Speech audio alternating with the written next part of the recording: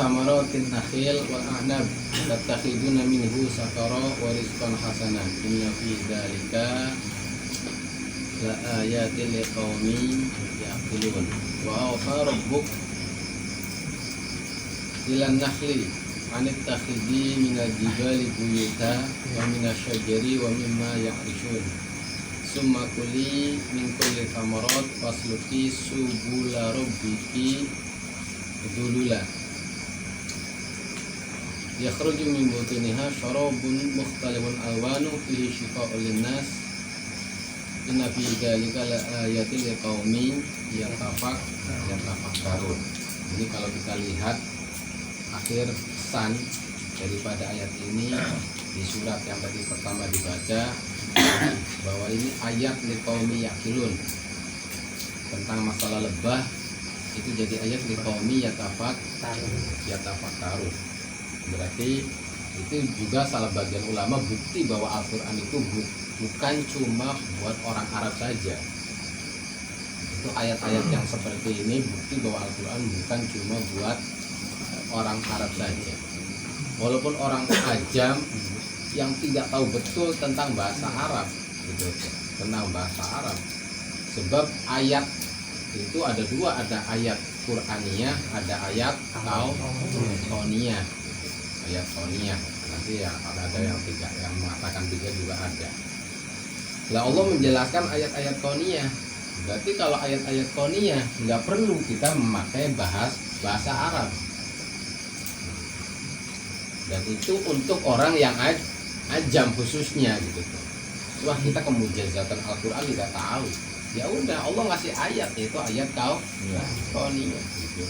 Apa sebagian pertama itu bahwa Rasul itu diutus bukan cuma orang Arab saja, itu ada ayat yang namanya ayat kauniyah. Juga makanya dari itu pula tidak jadi syarat utama orang jadi ulama itu harus pintar bahasa Arab.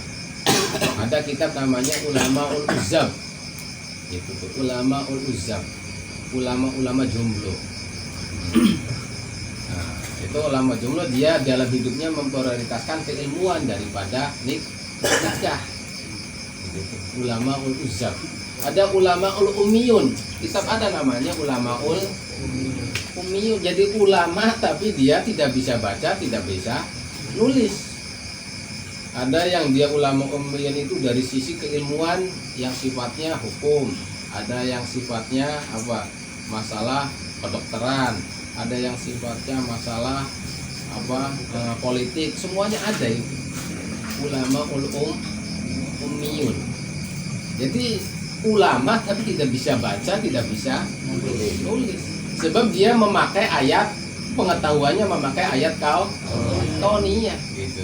Tidak pakai ayat Qur'aniyah. Ya bisa, kita umpamanya tidak bisa baca jadi ulama bisa. Nanti titelnya tuh Ulamaul Ulamaul Ummiyun gitu. Dan banyak sekali itu tuh. Di Mesir juga banyak. Walaupun itu bukan di Arab gitu. Walaupun itu di Arab banyak Ulamaul Ummiyun tidak bisa baca, tidak bisa tulis. Jadi keilmuannya itu dari sumbernya itu dari ayat-ayat kauniyah. Makanya jadi jangan putus asa. Umumnya kita tidak bisa baca, tidak bisa tulis. Jadi ulama bisa. Sebab ada ayat-ayat ayat kauniyah. Salah satu ayat kauniyah yang ini dibacakan itu wa minal samarot an-nakhil wal a'nab tattakhiduna minhu sakara. Dalam minat samarat itu khobar muqaddam wal mubtada mahdhuf qaddaruhu al mufassir biqalihi khamrun. Dan itu itu salah satu dari buah-buahan an-nakhil, anab, buah-buahan yang kamu mengambilnya dijadikan arak minuman. Jadi minuman yang memabukkan. Dan ini ayat menurut sebagian tafsir itu sebelum diharamkannya yang namanya minuman keras sebelum. Tapi sebagian ulama lagi ya tidak, ini sehabis diturunkannya minuman keras. Lah maksud sakaro di sini bisa jadi imtinan, jadi ujian bagi kita. dari kita. Juga salah satu alasannya betapa Allah itu sangat maha dalam menciptakan segala sesuatu secara kimiawi ya. Kalau gini ya kita dari perasan anggur bisa jadi minuman dari arak kan. Itu kan kalau prosesnya itu kimianya itu tuh Allah tuh sangat luar biasa gitu, untuk jadi tafakur kita, dan itu bentuk daripada ayat-ayat kauniyah. Wariton hasanah, ada rezeki yang baik seperti korma, zabib, kol itu ya semacam lugot habasa ismun lil asir, minuman yang diperas. Madama khalun, selama masih manis, minuman yang diperas sama itu namanya khol. Ada dabis itu yang manisnya itu luar biasa. Proses kimiai. Inna fi dzalika la ayatil liqaumi yaqilun, dan itu jadi tanda tentang kekuasaan Allah bagi orang-orang yang mau berpikir. Jadi tentang masalah buah-buahan itu bisa jadi kita kemakrifatan terhadap Allah pasal buah-buahan itu. Buah dengan macam-macamnya buah-buahan, apalagi dari beda jenis, yang satu jenis pun kadang-kadang tidak terhitung, macamnya pisang aja itu akhirnya ada 10 Pak ya. Iya, macam pisang itu satu pisang itu. Walaupun satunya apalagi beda-beda, namanya buah-buahan macam-macamnya, dan Allah nggak kesulitan buat model itu, buat modelnya itu. Buah-buahan macam-macam buahan, bisa macam-macam pisang, jeruk macam-macam jeruk, salak macam-macam salak, terus apa lagi itu, semangka macam-macam semangka, wah sudah tidak kekurangan model pokoknya. Dan itu harus kita tafakuri, yang kita itu nanti jadi ulama, bisa jadi ulama. Wa khairu rabbuka ilan nakhli anitakhidi. Lah ini juga kenapa surat ini dikatakan surat Nahl. Kemarin di awal surat bahwa surat ini dikatakan surat Ni'am, sebab di sini Allah banyak menjelaskan banyak kenikmatan Allah yang diberikan kepada kita. Juga ada yang mengatakan yang terkenal surat ini dikatakan surat Nahl, surat lebah, sebab di sini menjelaskan tentang lebah. Allah memberi wahyu, Tuhanmu memberi wahyu, artinya wahyu ilham di sini tuh, kepada lebah untuk mengambil jibal buyut, di gunung-gunung dijadikan rumahnya, wa minasyajar, di pepohonan, wa mimma ya'rishun, dan juga dibuat oleh manusia. Kita kan yang namanya lebah bisa diternak ya, itu termasuk wa mimma ya'rishun, dibuat oleh manusia itu, lalu lebah itu dijadikan tempatnya. Dan umpamanya lebah itu tidak ada ilham dari Allah supaya kamu ambil tempat di gunung-gunung, di pepohonan, atau manusia dibuatkan tempat buat kamu, itu lebah tidak bakalan mengambil rumah. Kalau tidak mengambil rumah, maka kemanfaatan yang di dalam lebah akan sia-sia. Tapi dengan diilhamkan oleh Allah supaya mengambil tempat di sini disebutkan secara global itu 3, di gunung-gunung, di pohon-pohon, dan di tempat-tempat yang dibuat oleh manusia. Summa kuli min thamarat, dan juga yang namanya disebutkan di sini kehebatan lebah itu kalau buat rumah itu biasanya itu pakainya persegi 6. Tidak, coba kamu buktikan saja rumah lebah itu semuanya persegi 6 semua. Dan lubang-lubangnya lebah kan bisa dikatakan ada yang ribuan itu masing-masing punya rumah satu.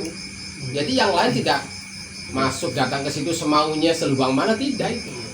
Dan lubang itu kalau dia masuk udah rumahnya ini, yang lain tidak bakalan masuk itu, walaupun di situ ribuan lubang itu. Iya. Tidak bakalan itu.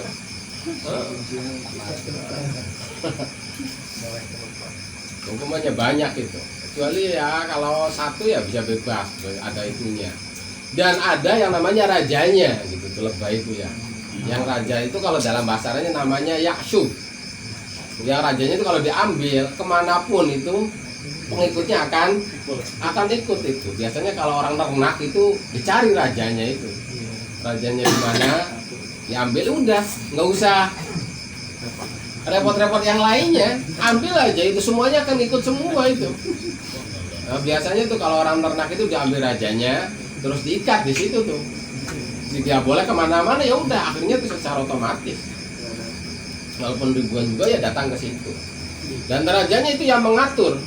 Kamu buat itu, buat sarang, kamu cari makan, kamu untuk itu tuh diatur oleh rajanya itu.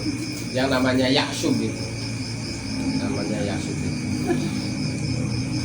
Dan penelitian tentang tentang nahal lebah itu ya banyak ulama dari sini. Ya kalau dibaca syarahnya banyak, khasiatnya banyak ini. Nanti itulah. Fasluki subula rabbiki dululah, dan kamu tempuh untuk mencari makan lah. Dengan kamu bebas. Ditunjukkan semuanya, maka tidak ada yang sulit bagi itu, bagi lebah itu, walaupun jauh, dan umpamanya sejauh manapun dia tidak bakalan tersesat untuk balik gitu, bakalan tersesat untuk balik. Dan umpamanya sulit manapun dia bisa ditempuh yang namanya makanannya itu. Terus di sini min kulli samarot, min kulli samarot. Nah, kata-kata kulit samarot itu bahasanya kan kul ya. Kul kadang-kadang sering ulama kita itu bisa jadi hujah tentang orang yang menafsiri kullu bid'atin dolalah wa kullu dolalatin finnar. Itu mengambil tidak semua yang namanya bid'ah itu dolalah, walaupun pakainya bahasa kul. Setiap di sini dalam Al-Qur'an min kulli samarot. Walaupun supaya engkau memakan semua dari semua buah-buahan, semua buah-buahan itu dimakan semua oleh itu? Tidak semua itu. Tetap aja ada sebagian yang lebah itu tidak mau memakan itu. Walaupun yang sifatnya lebah itu baik yang pahit, baik yang manis, baik yang masih enak, baik yang masih busuk, itu semuanya kalau memang makanannya itu akan dimakan gitu. Tapi walaupun di sini Al-Qur'an bahasanya min kulli samarot, tidak semua samarot itu jadi makanan lebah. Jadi seperti itu pun yang namanya kullu bid'atin dolalah, tidak semua bid'ah itu dolalah. Bagaimana min kulli samarot, tidak semua samar itu jadi makanan lebah. Yakhruju min butunnya syarab mukhtalifun alwanu fi shifa'ul linnas. Lah, sehabis mengambil makanan-makanan, lalu diproses dari perutnya itu jadi minuman, yaitu yang namanya madu. Mukhtalifun alwanu, yang macam-macam warnanya, sebab yang dimakannya pun macam-macam. Baik makanannya warna merah, warna hijau, warna kuning, warna dimakan semua. Baik warnanya yang rasanya pahit, yang namanya kecut, yang namanya manis, dimakan semua oleh itu.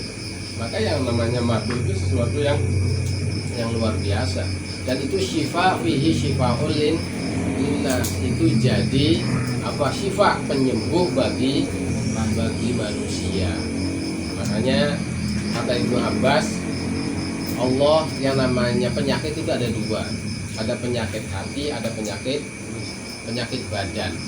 Kalau penyakit hati Allah turunkan Al-Quran. Kalau penyakit badan Allah turunkan yang namanya mad. Makanya kata Ibnu Abbas, alaika bisyifa'an, senantiasa kamu itu memakai kesembuhan dua. Satu, kesembuhan Al-Quran untuk penyakit-penyakit hati. Kedua, kesembuhan badan itu dengan madu. Nah, cuma madu di sini kan yang namanya madu itu sifatnya panas. Jadi dalam pengertiannya sifat di sini ada tiga pendapat. Ada madu itu kalau dihasilkan dari dingin, kan yang namanya manusia kan ada campur dingin dan panas. Bila mana terlalu tinggi panasnya maka dia sakit, terlalu dingin panasnya, terlalu tinggi dinginnya juga dia akan sakit. Tapi kalau disebabkan oleh dingin maka yang terbaik obat yang terbaik adalah madu. Yang terbaik adalah madu. Jadi kalau madu itu disebabkan oleh burudah penyakitnya itu, oleh burudah sebab dingin, maka itu ya tidak perlu dicampur dengan apapun. Tidak perlu dicampur dengan apapun. Kalau disebabkan oleh panas, maka perlu ada campuran untuk menetralisir itu. Campuran. Maka pendapat ulama 3 bahwa yang namanya madu syifaun linnas itu semua penyakit, apapun penyakitnya itu bisa diobati dengan madu. Cuma gitu tuh. Kalau sifatnya burudah itu murni, kalau disebabkan oleh panas itu jadi campuran madu itu. Ada sebagian ulama bahwa itu jadi sifat sebagian penyakit saja, tidak semua penyakit. Ada pendapat yang ketiga, tergantung niat. Kalau diniatin untuk syifa, apapun penyakitnya itu jadi syifa gitu, yang namanya madu. Itu 3 pendapat lah. Makanya ada hadis di sini, waqad amara bihi sallallahu alaihi wasallam man istatlaqa alaihi batnu, orang yang sedang keluar BAB terus, itu oleh Nabi itu disuruh untuk minum madu. Padahal kalau secara medis itu bertentangan, itu secara medis mah bertentangan. Tambah besar. Makanya di sini dalam ceritanya ada seorang laki datang, ya Nabi, saya itu keluar BAB terus, sudah minum madu. Datang ke Nabi lagi hari pertama, Nabi tambah minum lagi katanya. Hari kedua Nabi tambah lagi, minum lagi, sampai keempat kali ya justru sembuh gitu. Lah makanya walaupun ini secara awal ini hadis ini kan syekhon ya, diriwayatkan oleh Bukhari Muslim. Kalau diteliti secara medis itu bertentangan. Orang sedang itu jangan dikasih madu. Tapi kenapa hadis sahih itu masih dikasih? Ternyata lebih itu lagi secara itunya. Untuk yang pertama, kedua itu untuk menuntaskan gitu penyakit-penyakit yang ada di dalam. Untuk penyakit yang ada dituntaskan semua, baru keempat harinya itu jadi penyembuhan. Jadi tidak kadang-kadang penyakit itu kita belum dikeluarkan semua udah diobati. Jadi suatu saat akan kambuh lagi. Jadi mestinya dituntaskan dulu, yang namanya penyakit dikeluarkan semua, nanti tinggal penyembuhan. Dan ini malah justru oleh ulama-ulama kalau non muslim itu jadi hujah tentang kebohongan Islam, kebohongan Al-Quran tentang didukung oleh hadis ini. Tapi justru orang muslim jadi tambah bukti kekuatan bahwa tentang pengobatan ala Nabi yang tidak dipikirkan oleh orang-orang medis seperti itu. Nah ini terakhir dengan inna fi dzalika la ayatil liqaumin yatafakkarun, tentang masalah lebah yang sangat ajaib, banyak keajaiban di dalamnya. Itu jadi ayat hanya bagi orang-orang yang mau berpikir. Wallahu khalaqakum summa yatawaffakum wa minkum may yuradu ila adzaril umur likai la ya'lamu ba'da ilmin syai'a innallaha alimun qadir. Dan ini untuk kita. Itu juga bisa jadi ayat untuk kita. Kita berpikir Allah yang menciptakan kita siapa? Allah. Yang tadinya kita itu tidak ada apa-apa. Tidak ada apa-apa kita itu. Walam takunu kita prosesnya kan dari sperma. Dari sperma dicampur dengan sperma ibu kita, bapak, terus akhirnya jadi darah jadi daging terus jadi tulang terus tulang dibungkus oleh daging. Itu proses seperti itu, tapi awalnya itu walam takunu syai'a, gitu. Tidak ada tidak apa-apa, bukan apa-apa.